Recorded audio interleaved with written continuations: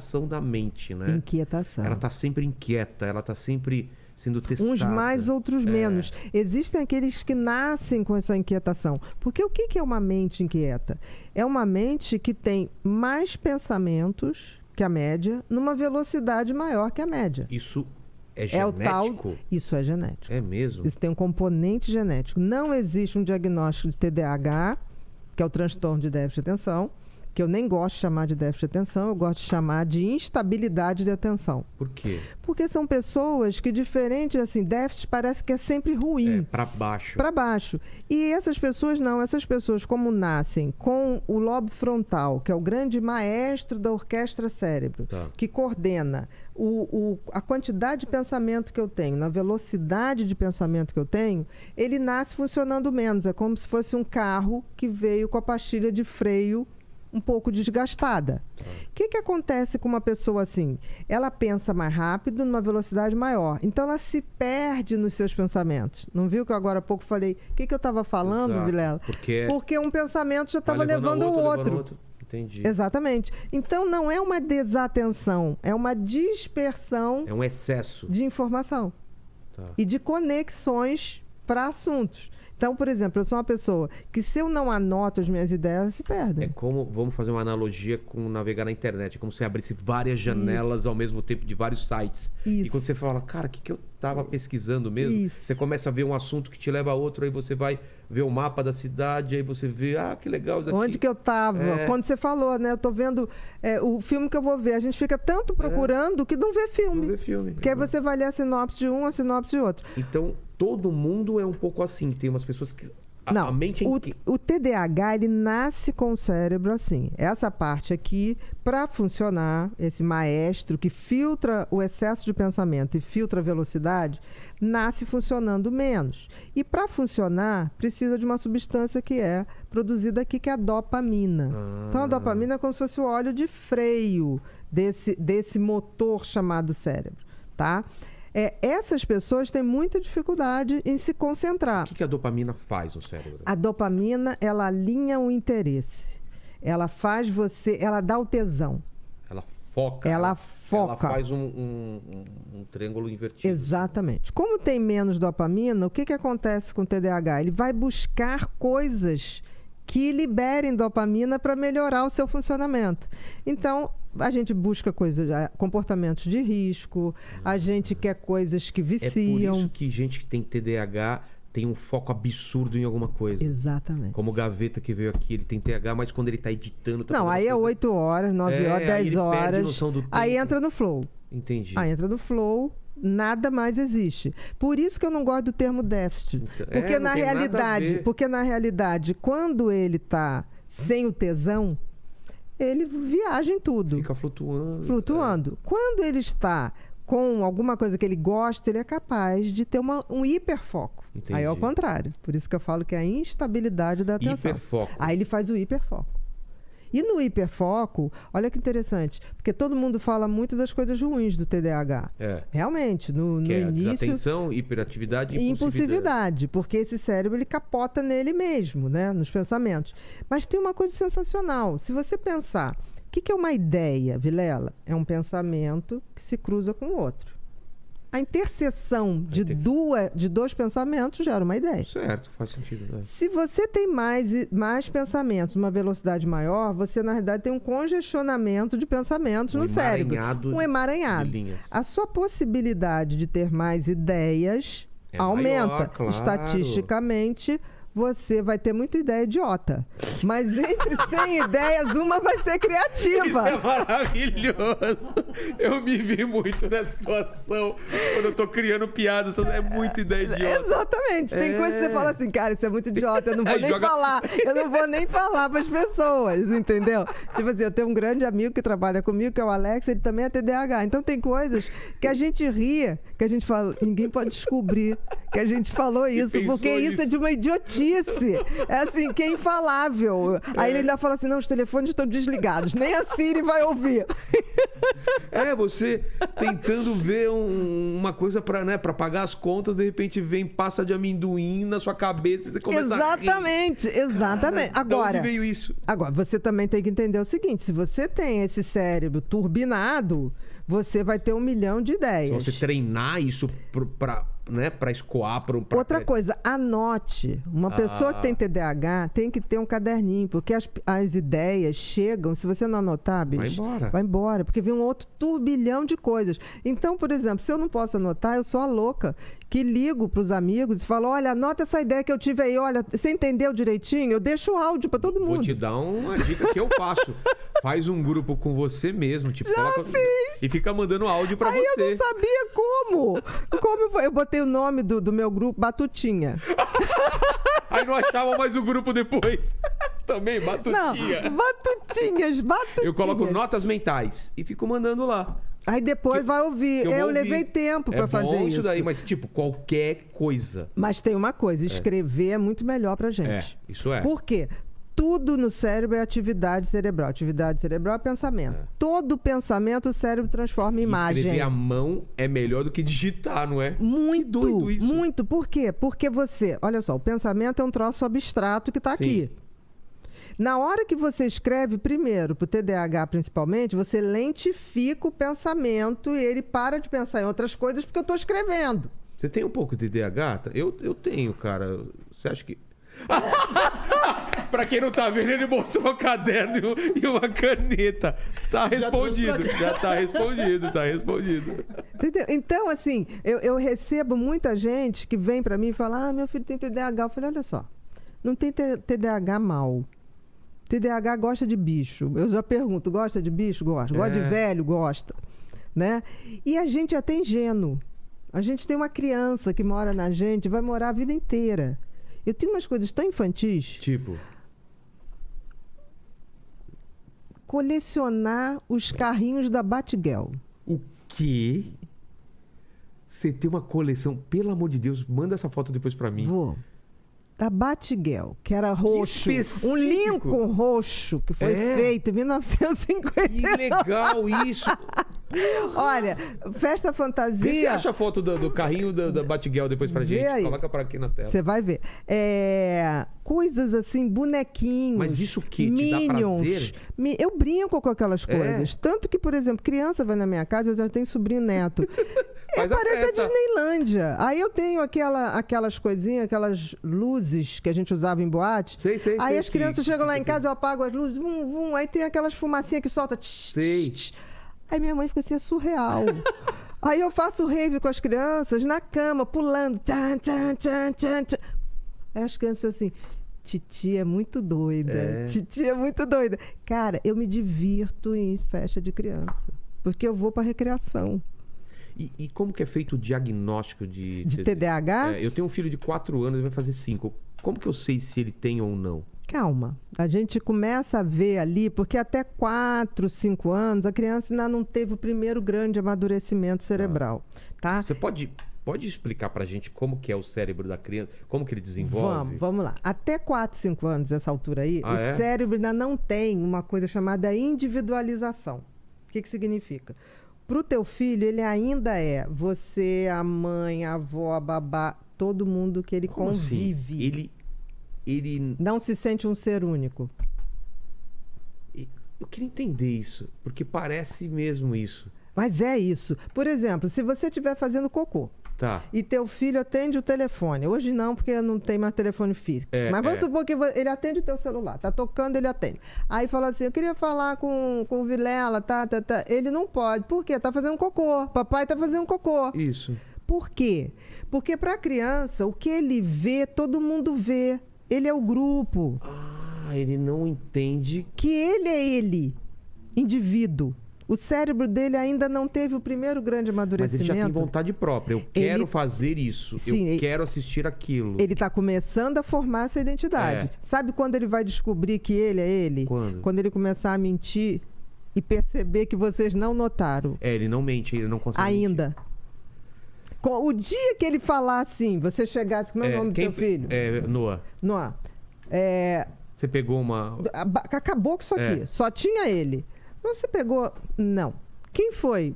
Foi a Maria. Aí você, putz, eu tenho que falar com a Maria, que se ela quiser, eu vou comprar um pote, eu dou pra ela. Não precisa fazer isso. Você sai, ele vai fazer assim.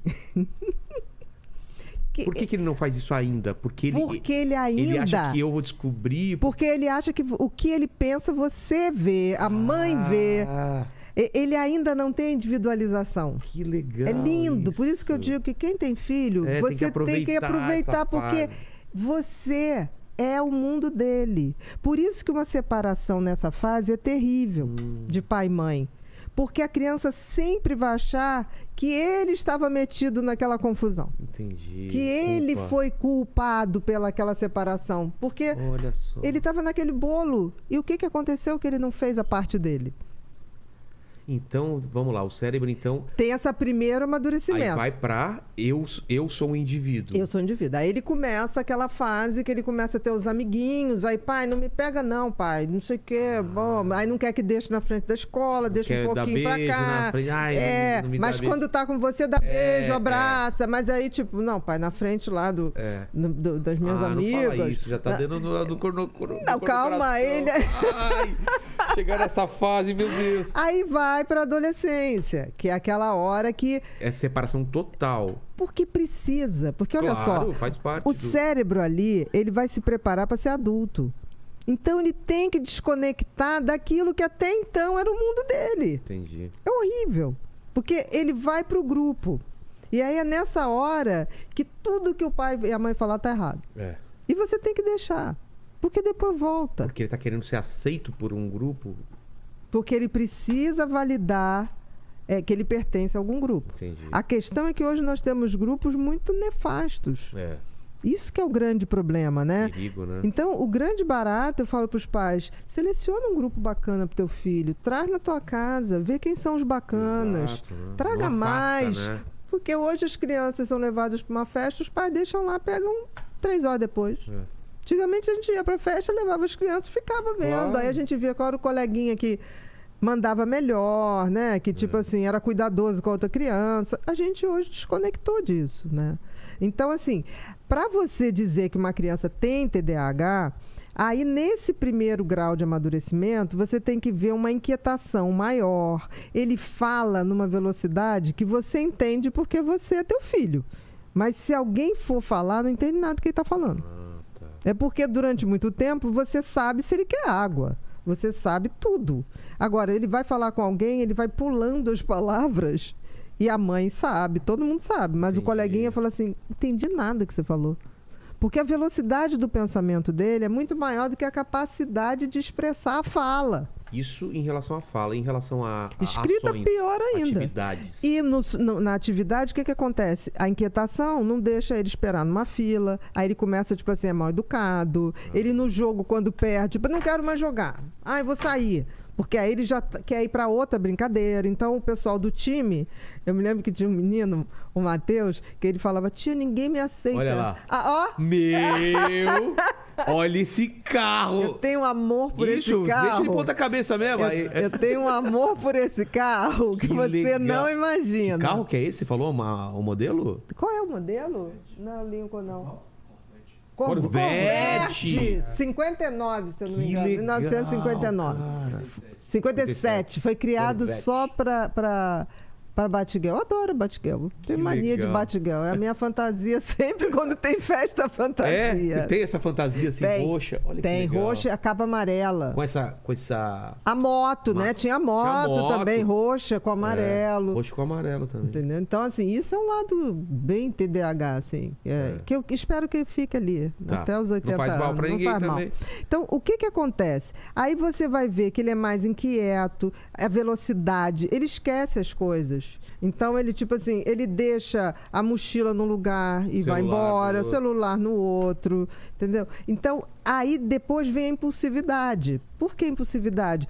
Porque ele também não filtra o impulso. Então, às vezes, ele fala uma coisa com você, depois ele se arrepende profundamente. Então, por exemplo, uma criança TDAH adora bicho. Quando ele machuca um bicho, nunca é por intenção. Às vezes ele está fazendo uma brincadeira. Está banado. Aí quando ele machuca o bicho, ele fica arrasado. Você vê a criança chorar, assim, de tipo, eu não queria. Mas é bem diferente de outro tipo de funcionamento. Essa hiperatividade, ela também... É mental. Ah, não é física? Existe a condição sine qua non para você ter um TDAH, é a hiperatividade mental. Excesso de pensamento, numa velocidade maior. Agora, existem casos que você acompanha a hiperatividade mental com a física. Nos meninos predomina esse tipo, né? A mental com a física. Nas meninas, entre aspas, predomina o desatentivo puro, que é só a hiperatividade mental. Aquela criança que está na aula, não dá trabalho nenhum para o professor, mas em compensação viaja o tempo inteiro, né? Então, mas a maioria hoje é combinado. Tem tanta hiperatividade, porque os estímulos são muito grandes. Aí tem uma opção de criança que não era TDAH, aí vamos supor, numa determinada época, virou. Não se vira. O TDAH legítimo... Já é. Já é. É um tipo de funcionamento cerebral. Ele não vira. Talvez só se evidencia mais ou você prestou mais atenção, mas ele já estava lá, né? Com o tempo, a tendência é ele criar mecanismos para controlar. Por exemplo, eu tenho déficit de atenção e hiperatividade. Eu me lembro quando eu ia ao cinema, eu ficava batendo a perna. E as pessoas olhavam para trás e eu não entendia porque tanta gente olhava para trás. Aí um dia, o meu primeiro marido chegou, Ninha, porra, não dá, cara. Um dia eu vou apanhar aqui, porque as pessoas olham, mas o que eu estou fazendo? Esse movimento... Eu fazia aí, e por quê? A inquietação das pernas. O excesso de pensamento é o maior que descarrega na perna. Então, por exemplo, se você me encontrar numa coisa, eu me acalmo agitando a perna, balançando a perninha. Perninha nervosa. É uma forma de extravasar. É uma forma de extravasar o excesso de pensamento, de atividade elétrica. Já que não necessariamente é uma coisa ruim, como a gente usar isso para o bem da criança ou do adolescente? O que faz? Eu acho que existe uma coisa. Eu acho que existe uma coisa. Toda vez que eu explico para uma criança que ele tem na cabeça, se ele for mais de campo, eu falo que ele tem um cavalo maravilhoso, mas que é indomável. Entendi. E que ele vai ter que domar o cavalo. Ou se for mais de máquina, eu digo que você tem um motor de Ferrari. Mas a Ferrari, você pode capotar muito mais fácil do que um Audi. Ah, tá, tia, e aí? Falei, você vai ter que ser o mecânico do teu cérebro. Você vai ter que dominá-lo. Isso ajuda demais. Porque, assim, eu nunca trato se não tem sofrimento. Se a criança não está sofrendo por alguma coisa, se sentindo inferior, se sentindo burro, eu não trato. Se a criança chega para mim, tia... Sou feliz assim. Eu sou feliz, está tudo direitinho, só minha mãe que reclama. Aí eu oriento os pais, tipo assim, vamos fazer atividades que melhorem, vamos fazer neurofeedback, que é um treinamento. O neurofeedback nada mais é do que ligar o cérebro da criança no computador, programar uma série de joguinhos que vai fazer com que ela comece a dominar o seu cérebro através das ondas elétricas do cérebro. Então, para a criança é muito lúdico, porque ela é uma ginástica cerebral. Então, assim, para a criança, em geral, elas adoram fazer esse tratamento. E que funciona mesmo. Tá. Agora, se é uma coisa que a criança está mal, me sinto burro, não sei o que lá, a gente faz medicação. Não acompanha, a gente faz medicação, porque é uma mudança. Quando você acerta a medicação, você não... É químico, então? É químico, porque a dopamina é química. Porque o que faz funcionar o lobo frontal é a dopamina. E tem uma coisa no TDAH... que a dopamina, ela é que coordena, né, o combustível desse filtro. O cérebro do TDAH nasceu fabricando menos dopamina. E ele vai passar a vida inteira buscando a dopamina, no hiperfoco, né? Porque essa novidade, essa coisa que ele tem tesão, libera dopamina. Certo. Se a gente rapidamente não descobre essas áreas de produção de dopamina que dá tesão, aí vem uma coisa grave, porque ele pode descobrir isso na adolescência no uso de droga. O que é droga? É tudo que entra no organismo, chega no cérebro e faz o cérebro liberar dopamina. Por isso que droga dá prazer. O dia que você falar assim, capim-limão, eu tomo e me dá um barato, é droga. É a mesma coisa. É a mesma coisa. Você tem drogas em substâncias, você tem drogas em comportamentos, tem comportamentos que fazem você, por exemplo, vício de pornografia é um comportamento, mas que libera dopamina. Também libera dopamina. Vício em alguém, a paixão é um momento de vício no outro, também libera dopamina. Por isso que na paixão você tem um tesão inesgotável. Né? Agora... Chocolate nem tanto. Chocolate é as comidas mais calóricas que misturam gordura com amido são mais de dar essa liberação. Entendi. Entendeu? E mais também de fazer um pico alto de glicemia, de glicose, que aí dá um certo barato, mas também baixa muito rápido. Por isso que o açúcar dá dependência. Não tenha dúvida. Então, isso é dopamina.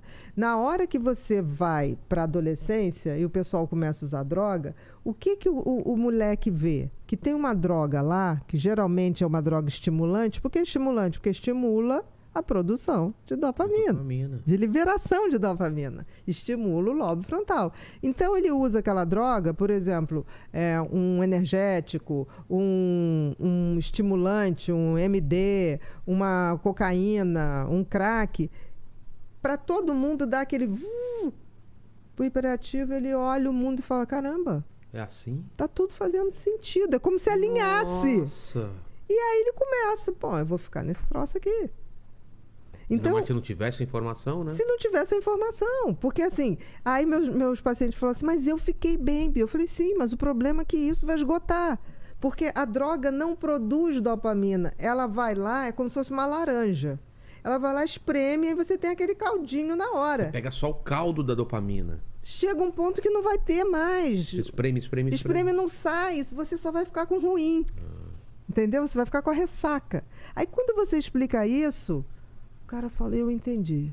Então vamos arrumar uma outra maneira de mexer na minha dopamina. Mas se essa informação não é dada cedo, ele vai. Vai. E se afunda, né? Ele afunda. Caramba.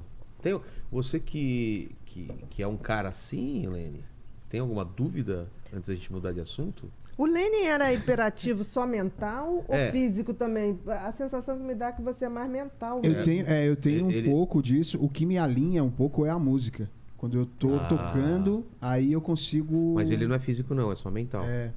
Você é daquele que... o que é basicamente só mental, a hiperatividade mental é muito maior. É? É. Então ele deve ter momentos de exaustão. O Lene deve ter momentos... Porque, por exemplo, o TDAH, ele não deprime como depressão, assim... Ai, mundo cruel, papapá. Não, ele deprime de exaustão. De ansiedade, não é? Não, de exaustão. É como se esse cérebro cansasse. Imagina aquela tempestade. Aí chega uma hora que você deve ter cansaço até de falar. É verdade. Eu, quando estou muito cansada... Exatamente. Eu, quando estou muito cansada... A minha mãe me conhece, ela me liga. Minha mãe está com 85 anos. Minha mãe é totalmente hiperativa, então a gente... Bate legal. Nasci no mesmo dia que ela, 31 de março. E parto normal. Nossa! Né? Mesmo dia que a sua mãe. Mesmo dia, literal. E ela me liga, oi filhinha, não sei o que. Quando eu tô bem, eu falo, oi mãezinha, É sempre assim. Quando eu falo, oi mãe. Aí ela, você tá bem? Aham. Minha filha vai dormir. Vai dormir. Ela sabe que não tá afim. Você tá exausta. Você tá trabalhando muito. Eu falei, tô mãezinha, dorme. Amanhã a gente se fala. Ela sabe exatamente o time. Mas não é que eu não esteja. Chega uma hora que é como se fosse uma Land Rover, por exemplo, tração nas 4 rodas, no meio da lama, mas eu acelero e não sai. E a roda tá girando em falso. Exatamente. É exaustão. E muitos confundem isso como se fosse depressão. Mas não é. Um TDAH, ele tem um prazer de viver, ele tem uma inquietação. É isso que eu falo, como você, para a pessoa saber em casa qual é a diferença entre TDAH e depressão, para você saber o TDAH ele pode até ter sintomas depressivos, mas é de exaustão. Porque o TDAH ele tem uma natureza de inquietude, de curiosidade, tudo fascina, as cores, a gente gosta dessa coisa assim, multiverso de informações. Caótica. Isso acalma, gente. Né? Velocidade, por exemplo. Eu me lembro que quando eu era bebê, meu pai falava assim, você não... Estava muito agitado. Eu dava uma voltinha de carro, na metade do caminho você já estava dormindo. Olha só. Porque tudo que é veloz, tudo que assemelha a velocidade do cérebro, acalma o cérebro. Por que você riu? Tem a ver também? Não, porque eu também, o meu pai era assim também. Pegava, botava dentro do carro, pequenininho, eu sempre fui muito... Inquieto. Aí botava dentro do carro, cara... Teu filho dorme quando vocês estão... Dorme, pô, tranquilaço. Entrou no carro, puf, dorme. Né? Isso é muito interessante, assim. A diferença é, primeiro, TDAH você é desde sempre. Tá. Você se percebe com uma velocidade, né, muito grande. Você quer ver o meu trauma? Era ditado. Professora chegava ditado. Porque eu começava a escrever e aí eu começava a ler as palavras. E ela falando outra coisa. Eu falava azul. Aí eu ficava, putz, eu bem que podia passar umas férias num lugar com céu bem azul, um marzinho azul. E aí ela continuava falando. Quando eu vi, eu tinha perdido tudo. Mas o coração chegava a dizer, tá. Quando ela falava ditado, eu falei, ai, Jesus, acabou minha paz. E eu ficava, dá pra voltar lá? Não! Até eu descobri que eu ia imaginando as coisas. Sim. Amarelo. Aí eu já pensava na capa da Batgirl.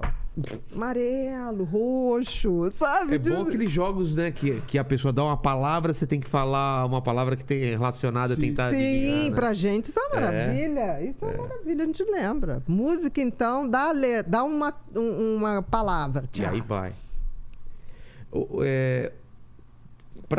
Acho que a gente acabou, né? Esse assunto, ou tem alguma coisa que você queira falar mais sobre isso? Tem alguma coisa aí? Tem mais alguma dúvida? Pra mim foi. E o pessoal da live... sobre isso. Tem só uma pergunta do Cássio, que ele fala aqui que se a maconha seria bom para o TDAH. Olha, em princípio, não. Porque, assim, a maconha ou o canabidiol, prefiro até o canabidiol, porque o canabidiol você tem o efeito ansiolítico sem o efeito do THC. Porque uma coisa que as pessoas não sabem, gente, agora que a gente está usando muito canabidiol para tratamento, o THC ele está na folha, né? De onde se faz a maconha. Certo. O canabidiol é tirado do caule. Ele é um óleozinho do caule daquela planta. E que tem um percentual de THC 0,3. Muito pouco. Não tem nenhum risco de uma pessoa ter risco de psicose e aquilo ser um gatilho, que é o grande problema.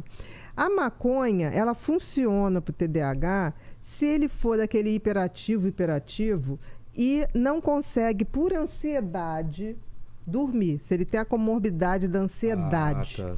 Aí sim. Mas eu ainda acho que melhor que a maconha é o canabidiol. Por quê? Porque a maconha, o TDAH, ele tende a fazer tudo muito, né? Porque ele quer aquela dopamina daquele prazer. Então, se ele começa a fumar muita maconha, com o tempo ele pode ter aquela tal da síndrome motivacional, que foi o que o John Lennon teve com a Yoko Ono, que eles passaram aqueles meses fumando maconha. O que é a síndrome motivacional? Você entra num estado de tanto faz como tanto fez. E aí, muito bem pensado, alguém transformou no marketing de que eles estavam fazendo um protesto para a paz. Muito bom isso, hein, Lene? O marqueteiro que fez aquilo foi Genial. ótimo. Que foi lá, ficou filmando aqueles dois, fumando baseado na cama, né?